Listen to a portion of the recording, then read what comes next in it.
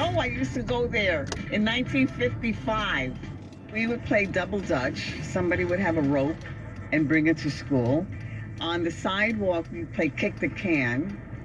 Sonia's walking back to where her old apartment building used to stand, and she's remembering the sights, sounds, and the smells of her old neighborhood. It was a very vibrant neighborhood. There's all of these tenement buildings, and there's people selling food out of food carts, and there were horses, and they used to deliver coal to heat the buildings, and everybody was Puerto Rican. From the window of her bedroom, Sonia could see the bodega across the street. Then the bodega was down here. You'd know who was in love with who was cheating on who came home drunk. Everybody knew everybody's business. You'd know who burned the beans. And when you come home, se están quemando las habichuelas de Genoveva. Because you could smell it. It was a troubled neighborhood, but it was where I had the most fun. Now, 5 years after retiring from her 4-decade-plus career on Sesame Street, Sonia Mansono is back in the Bronx with her new animated show on PBS Kids. It's called Alma's Way. Places, everyone! Action!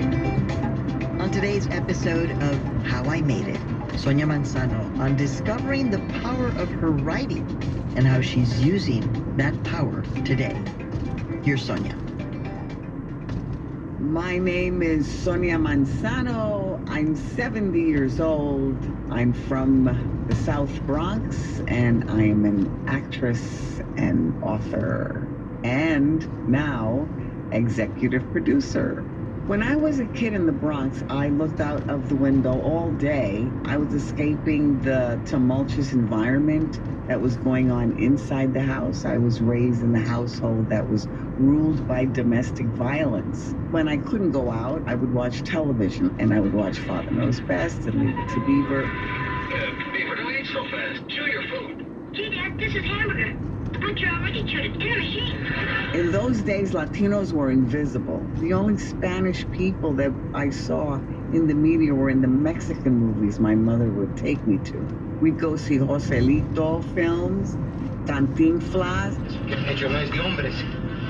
There's one character on Father Knows Best. I would run around the house making believe I was Mexican. I'm Puerto Rican, but because those are the people that I saw that were kind of like me, even though they spoke a different kind of Spanish, but I never dreamed that far that I could be in that, en la pantalla. I had a good friend in the Bronx who wanted to be an actress, and she told me about the High School of Performing Arts. Somehow I managed to audition, and I think they were impressed. They thought, what the heck is this kid from the South Bronx? How could she know about Hamlet? Anyway, I got in. My goodness, jumping into the High School of Performing Arts was like landing in Planet X. I was a good student in the Bronx because so little was expected of me. But then when I got into performing arts and I went from being an A student to a C student, I figured that college, I couldn't get in on grades. It had to be on acting. So really my desire to go to an acting school was more because I had to get a higher education. I didn't care what it was in. And then I came upon an Elmer Rice play called Street Scene, and it was a story of immigrants. I did that monologue, and I got accepted.